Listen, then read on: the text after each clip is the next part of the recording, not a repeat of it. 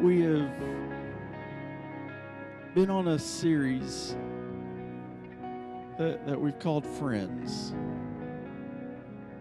And hopefully NBC doesn't get us on trademark copy marks, whatever that would be. Copyrights, trademarks.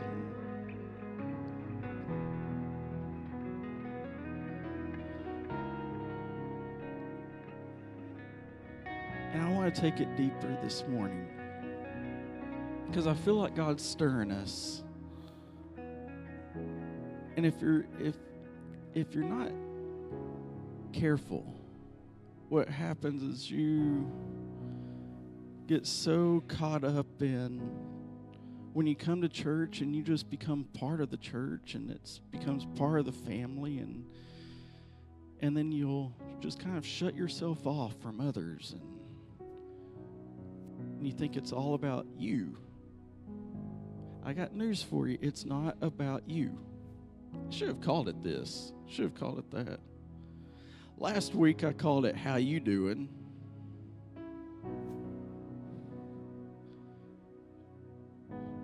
I was trying to think of another catchphrase.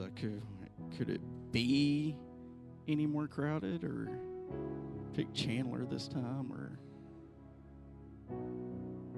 or just go Ross and just call it We Were on a Break. I don't know.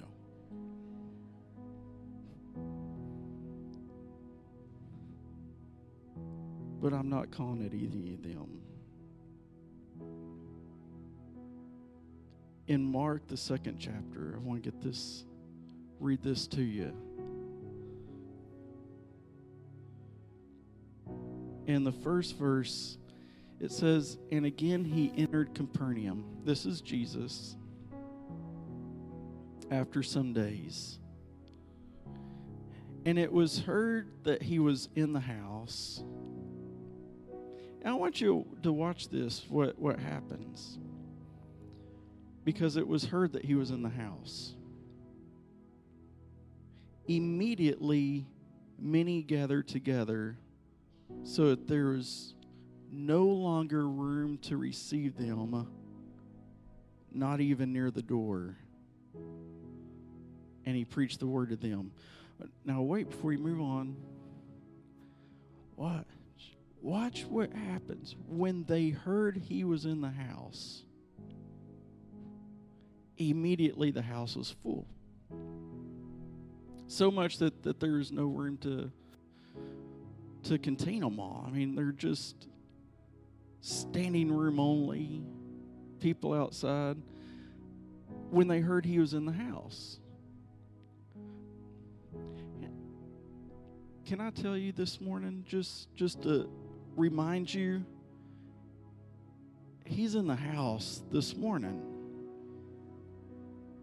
Amen?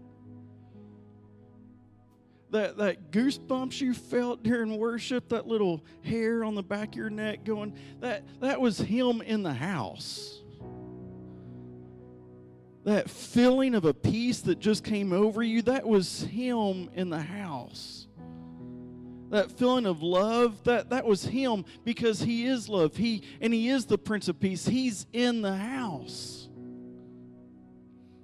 So it tells me if he's here and it's not full, then people aren't hearing about him being here. Because when they heard that he was here, when they heard that he was in the house, immediately people gathered around. I think our problem is we're not telling people about him. We might be telling people about, well, they offer this or they offer that, but we're not telling them about him. That he's here. His presence is here. It's life-changing. Because when they heard that he was in the house, immediately many gathered together. They didn't even mind to sit in the balcony. Probably, I don't know. There was a balcony in the house, but there was a skylight, as you'll see later. Because watch this. It says, then they came to him, bringing a paralytic who was carried by 4 men. And when they could not come near him because of the crowd, they uncovered the roof where he was. So when they had broken through, how many need something to break through?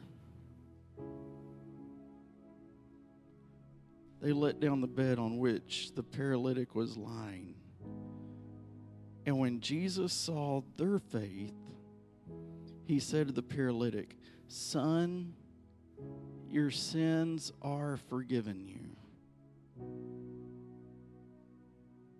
When he saw their faith. Their faith. Not his faith, but their faith. When he saw the faith of 4 friends, 4 men that said, "Man, he needs Jesus more than we need Jesus. We've already encountered him. I don't need just another trip. He needs him." 4 men that said, "I'm taking him to where Jesus is so that he can make a difference in his life." When he saw their faith, Jesus just didn't say, "You're healed." He said, "Son, your sins are forgiven you," by their faith. That's friendship. That's real friendship. So I'm just going to call it this morning because I couldn't think of anything real clever or catchphrases. So we're just calling it real friends because that's real friends. Someone right there that will say, "You need Jesus and I'll bring you to him." And when he sees the faith in you, he saves them. That's what happened at this. When he saw the faith in them, he saved him. Because 4 real friends said, "I'm bringing you to him." So before you're seated this morning, you're looking at me weird, and I think it's because I dressed up for some reason today. And I've had people saying, "What's a special occasion, Pastor? I haven't ever seen you in slacks and your shirt's tucked in."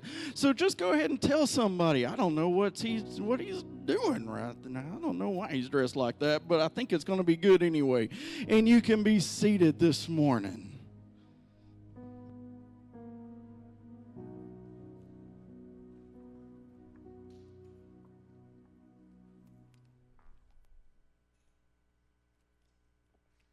Tell you what, that started when I was getting dressed this morning. My wife said, "Slacks." And she said it just like that. Slacks? Why are you wearing slacks? I don't know. I felt like wearing slacks today, and so I wore slacks. So hopefully it's all right. No special occasion. Somebody asked, "Did your parents take you shopping while you were visiting them?" No, they didn't, smarty pants.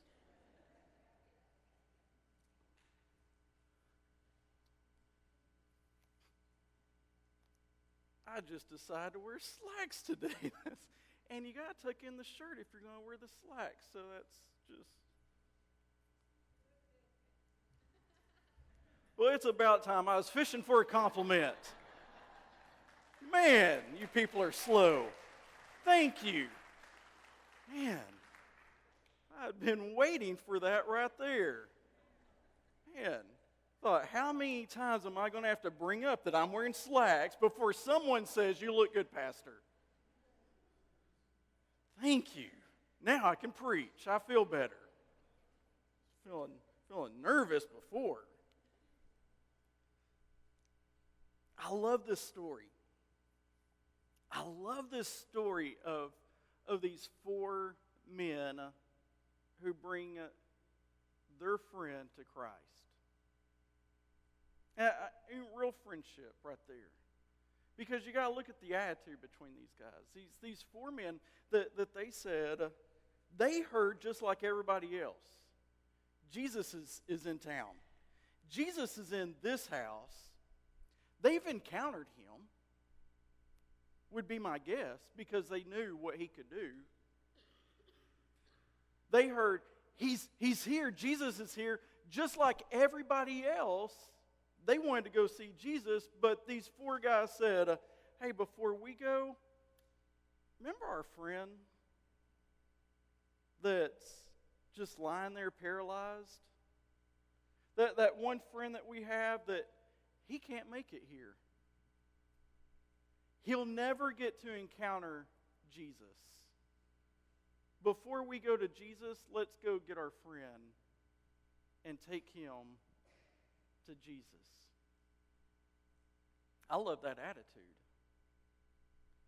That's an attitude that changes people's lives. That's an attitude because what happens is so many times we encounter Christ and we want more of him, and it becomes all about us. I want more of him. Oh, I just want more. You know what? We say that a good service is when we feel something instead of when someone else gets transformed. Because I want to experience this again. I want this encounter again. I want this again. And these four guys had a different mindset. These four guys said, look, I experienced this. Let's let him experience it. And they brought him. I don't even know, as this guy's paralyzed, I don't even know if he wanted to come.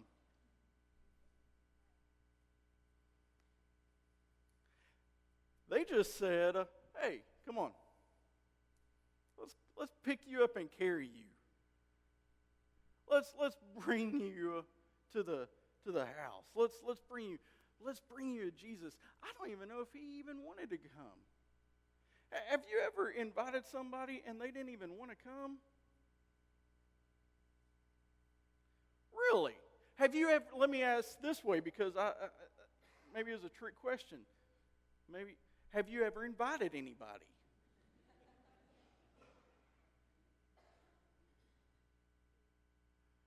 We're having Friends Day next week. We really need you to invite people.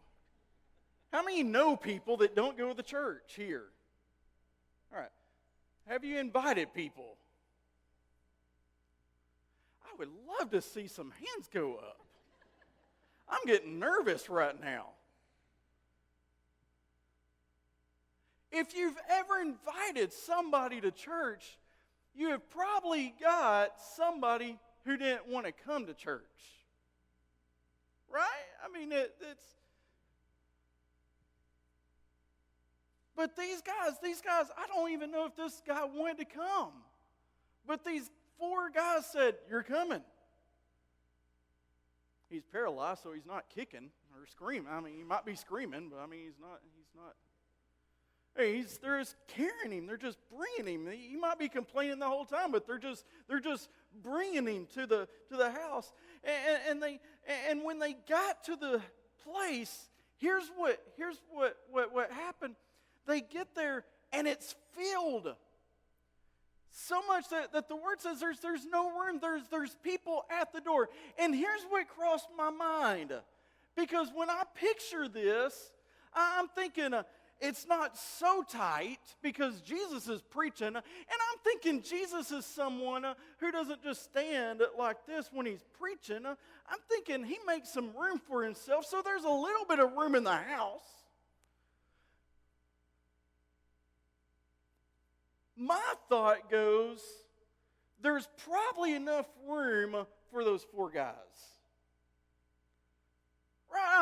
I mean, because you can go into a crowded place, and even though there's no room, because it's getting out of your comfort zone, somebody invading your personal space, there's still probably enough room in the house that these four guys could have just squeezed their way into the house. Excuse me, nudging. Excuse me, can I get by here? Thank you. And then I just have a feeling there was still room for 4 more. But there wasn't room for the paralytic. Right? There's probably room still for 4 more, but there wasn't room for the one lying on a bed, because that's going to take a little bit more room to squeeze him in. And there's some people at the door saying, "Nah, it's full. Let's keep him out. It's full. There's no room. There's no room. We can probably make way for you 4 because hey, you look like us, you dress like us, you fit in, you talk like us. You know, it sounds like a church." Uh-oh. Doesn't it? Because we'll make room for the people we like. We'll make room for the people who look like us. We'll make room for the people who talk like us, who have the lingo down. That's why we don't even invite people to church who don't already go to another church. Because there are kind of people. We just invite someone who goes to another church saying, "I think you like my church better. Why don't you come over here?" And we think, "Man, I'm doing so good. I invited somebody to church." No, you didn't. You invited a sheep that went to another church, and you just need to leave them alone. You've got some sinners in your life who need Christ, and start bringing them instead. Amen.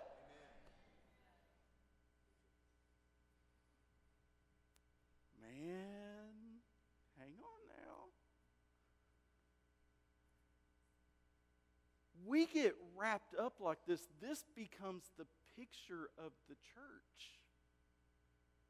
Of there's room for this one, there's room for that one, there's room for, they're not too messed up, well, let's bring them in. They're not too bad, let's bring them. This one's okay, you can make it through, but you, oh no.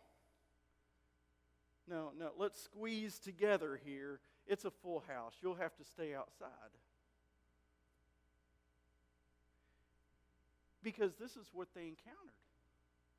These 4 friends who was late to church, and they had the only good reason to be late to church. They were bringing somebody with them. If you're late to church and you don't have somebody who doesn't know Christ with you, shame on you. In fact, if you're going to run late, you better just stop by Walmart and pick up an unbeliever. They're there in pajamas. Just go ahead and get one. Throw them in the trunk of the car and let's go. That's your excuse if I can be late. I got somebody. That's your good excuse. So just tie them up and just get them in. Oh, here, I mean, these 4 guys, they were late because they were getting someone else. And that whole attitude that you see in them later in the story started at that moment. It really did. Because you don't go out of your way across town, might have been, and say, "Hey, Jesus is here. Let's go, instead of to the house that he's at, let's go to this guy that we know who can't come, and let's get him and let's bring him to the house." That's an attitude. They were determined that they were getting him to Jesus. I don't know if they had to walk blocks with him. I don't know if they had to walk miles with him. But they said, "Look, we're getting him to Jesus." So, when they experienced a shut door, they decided to make a new one. That's an attitude. I love that attitude. These 4 guys that said, "If I can't Because here it is. If I can't get him in the traditional way, I'll make a new way. Because it doesn't matter how I get him to Jesus, what matters is that I get him to Jesus. If I can't get him through the door that is the normal way, then I'll just make a new way. It doesn't matter the way I get him there. All that matters is that I get him there. And can I just preach to you for a little bit on this right here? Because we get caught up and it has to be a certain way. You've got to dress a certain way, look a certain way. A pastor even suited up to preach. Not really, I didn't put on the suit, but just slacks. I feel like it, just wearing this much. You got to look just right and act just right and talk just right.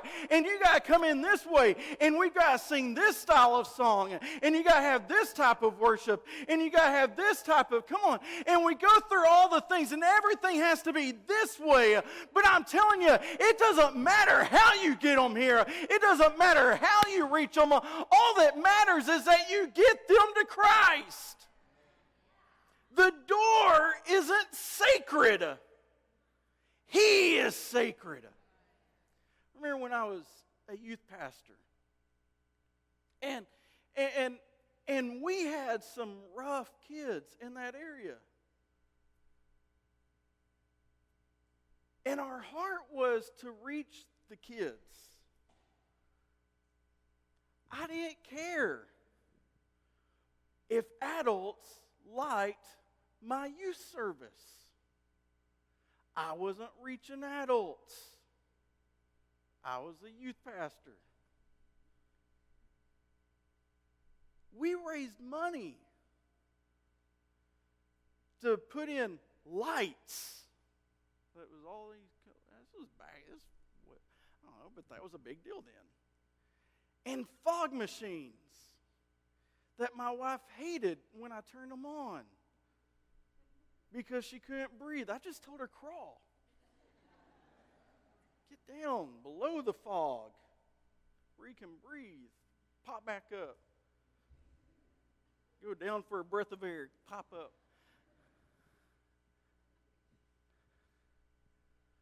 I had people that I respected.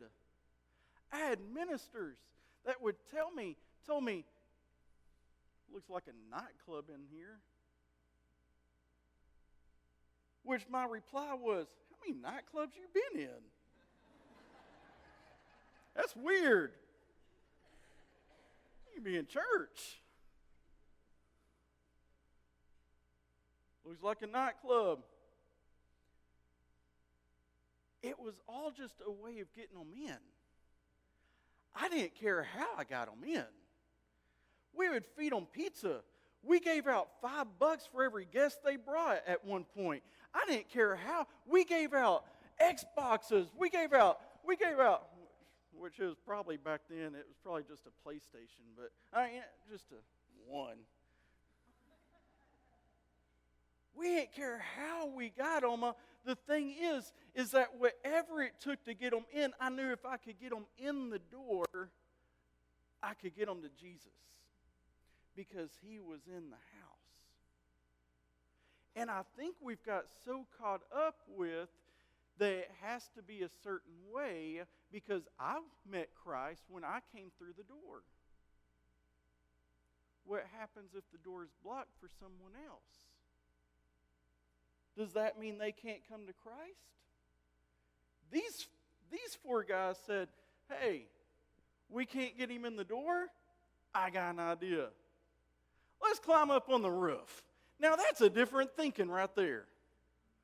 If I can't get him through the door, let's just climb up on the roof and take the roof apart and just begin to lower him down there at that. If I can't get him in the natural way, I'll get him in a different way. I'll make a way. It doesn't matter how I get him there. All that matters is that I get him to where Jesus is. Can you imagine this scene? And really just picture this. Here, Jesus is preaching. He's got a packed house, so you know that they're excited. And then all of a sudden, there's is going on? As parts of the roof just becomes dismantled at that moment. I don't know what kind of roof they had. I don't know if it was straw just falling on them at the moment, wood just falling.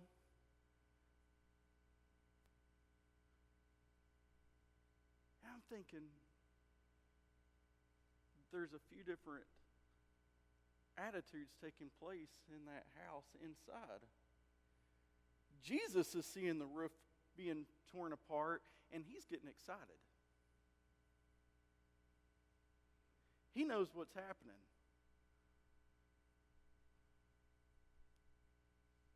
I'm guessing other people in the house weren't as excited. My guess, this is just me, I'm thinking, my guess is the owner of the house, he was probably not excited at all at this moment. I'm thinking the owner of the house isn't jumping up and down and going, looky there, somebody bringing somebody to Christ. In fact, my guess is the owner of the house is more concerned about what he had built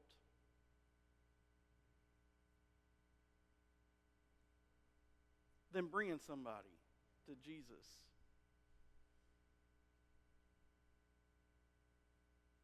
You know, I've heard a lot of people begin to complain over my years of pastor when you begin to change things up, and I'm thinking they're more worried about what they built than bringing somebody to Jesus.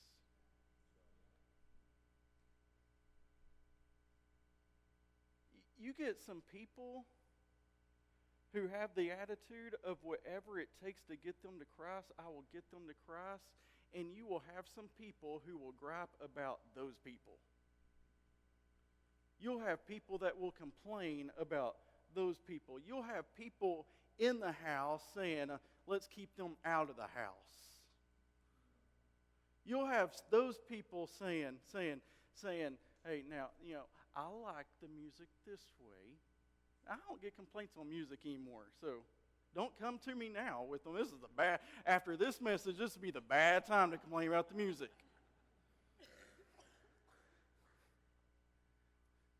I like the music this way. I think it's too loud there. I like it lighter. Can you brighten it up? Can you do?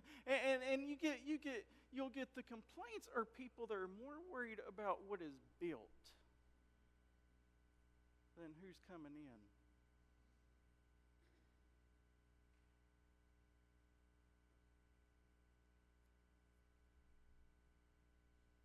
I want you to check your heart a little bit.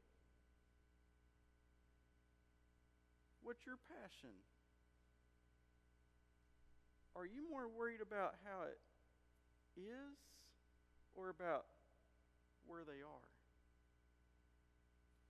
Are you more worried about the structure and the tradition? Or are you more worried about the lost? I'm afraid we have more people who are worried that we'll lose our tradition than that we'll lose souls.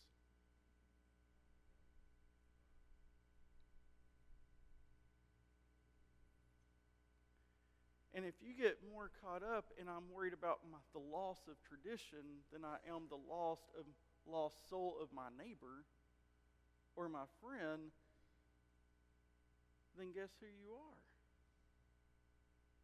You're the one on the inside of the house saying, I don't think we got room.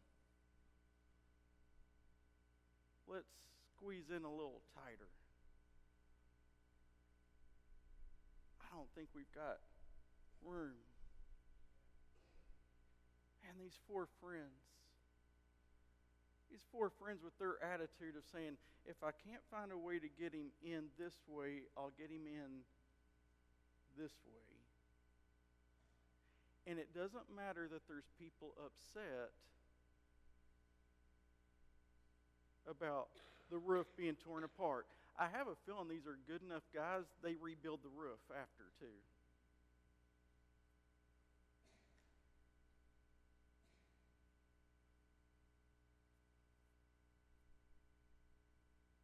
And here's the part that changes things, because I want a church full of roof breakers. Not rule breakers, roof breakers. There's standards. Not rule breakers, roof breakers. That will do whatever it takes to get my friend to Christ. People that will say, whatever stands, whatever obstacles, I'll break some obstacles. I'll break some barriers. I'll break through. I'll do whatever it takes, because it matters more that I get my lost ones to Christ than it is just me getting there and enjoying it alone.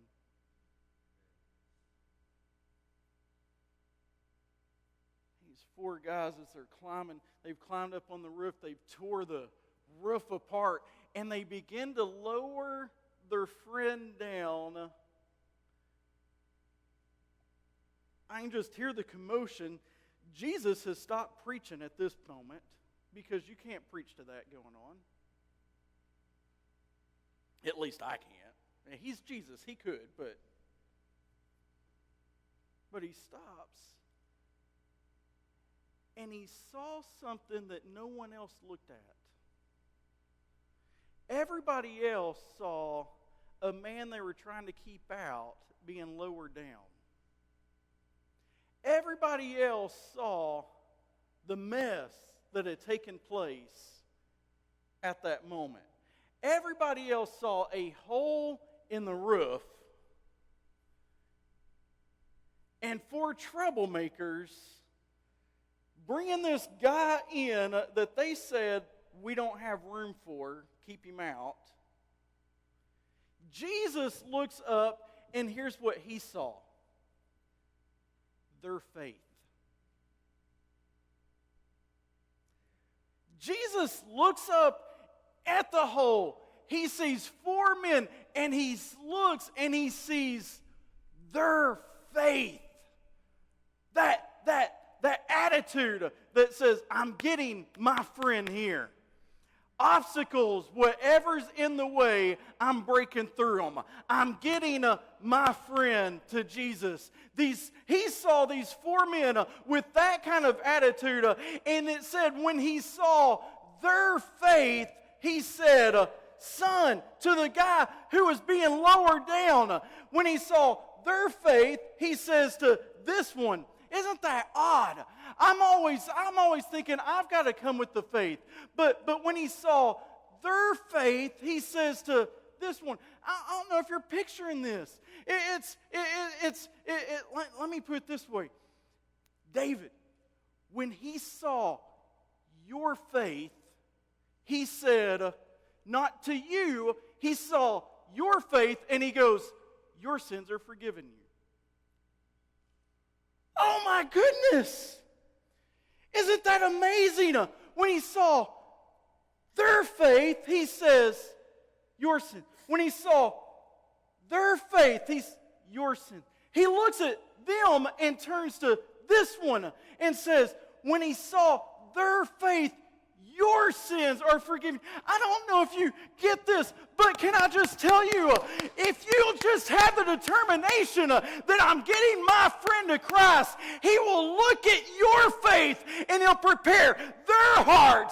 And at that moment that he looks at your faith and their heart, he turns to them and says, your sins are forgiven you because of this one right here, because of their faith, because of what they did, because of their determination, because of their efforts. Your sins are forgiven you. Come on now. We need some roof breakers that will save a community, that will reach down and save a friend, save a lost one, save a co-worker, save a neighbor that says, I'm getting you to Christ. And when he sees your faith, your sins are forgiven. You think, I can't do anything. I wish I could save them. I mean, have you ever said that? Have you ever heard that? I wish I could save them. You can.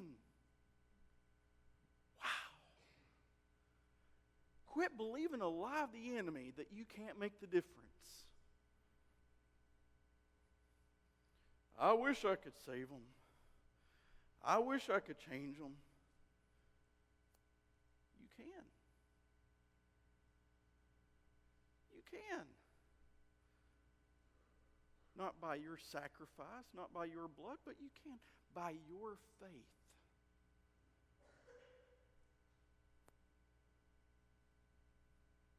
Oh, and do you have that kind of determination? You see, what our church needs more, what the world needs more, is some roof breakers that says, by any means, if I have to go pick them up, I'll go pick them up. My friend needs Christ, and Christ is here. I'm getting them to Him.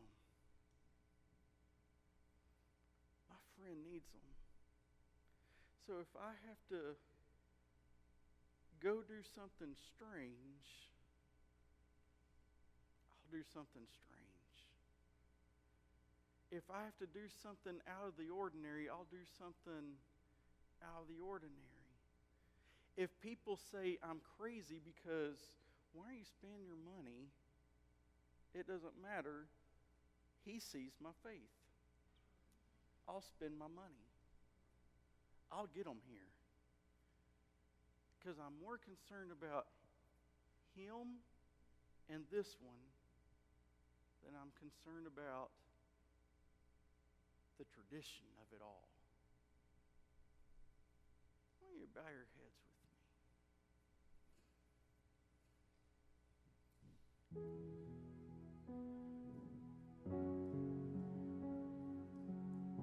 If you're not careful, here's what I want you to get. If you're not careful, you'll come to Christ and you'll think, wow, that's good. That's just for me. And you'll stay there.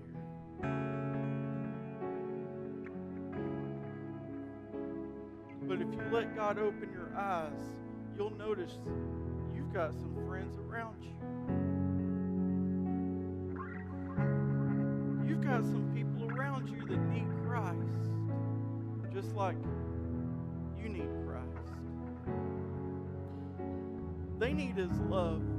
They need His forgiveness. They need His healing. They need all those things that you need.